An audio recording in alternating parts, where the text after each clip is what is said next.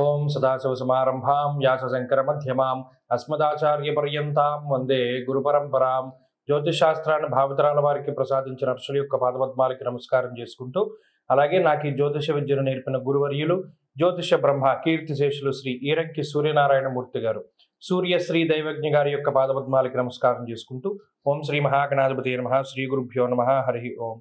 వీక్షకులందరికీ నమస్కారం.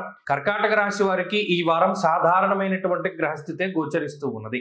ప్రత్యేకించి గ్రహాలన్నీ 9వ స్థానమందు అలాగే 12వ స్థానమందు కుజుడు, లాభస్థానమందు గురుడు. ఈ వారంలో చూసుకుంటే గత వారం ఉన్నంత చంద్రబలం కూడా లేదు. అనగా కేవలం ఒక గురుబలం మీద మాత్రమే ఆధారపడి ముందుకు వెళుతూ ఉన్నారు. ఇంకో విషయం ఏంటి అంటే ఈ 9, 8 స్థానాల్లో ఉండేటువంటి గ్రహాలే కొంత బాధిస్తూ ఉంటాయి. ఎంత గురుబలం ఉన్నా నిజానికి ఒక మాట కూడా సత్యమే. ఏమిటి అంటే లాభమందు ఉన్నటువంటి గురువు ప్రతి చిన్న ప్రాబ్లంని సైతం తొలగించేటువంటి శక్తిని ఉన్నటువంటి గ్రహం. కానీ ఇక్కడ 1 కాదు 2 కాదు, శని కానీ రవి కానీ బుధుడు కానీ అష్టమంలో పడ్డప్పుడు ప్రతి చిన్నది కూడా చాలా ఇబ్బంది పెడుతూ ఉంటుంది. ఇక్కడ 2 క్వైట్ ఆపోజిట్.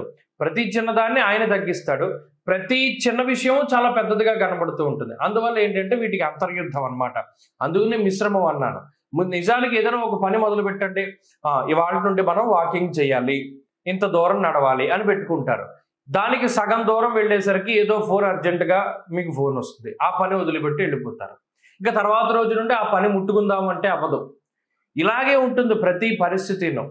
కర్కాటక రాశి వారికి ఏంటి అంటే ఆరంభం ఉంటుంది, అంటే వారు చాలా గొప్పగా ప్రారంభించగలుగుతారు, కానీ దాన్ని కంటిన్యూ చేయలేరు. ఇదే ప్రధానమైన సమస్య.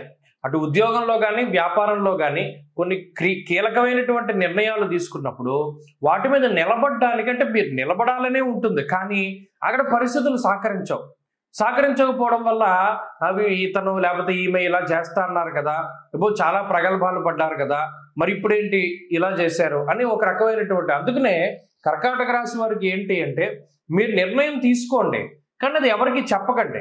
ఎందుకంటే అది సాగకపోతుంది. ఇక్కడ మీ మీద ఒక అపనమ్మకం బయటకు వెళ్ళడానికి అవకాశం ఉంటుంది.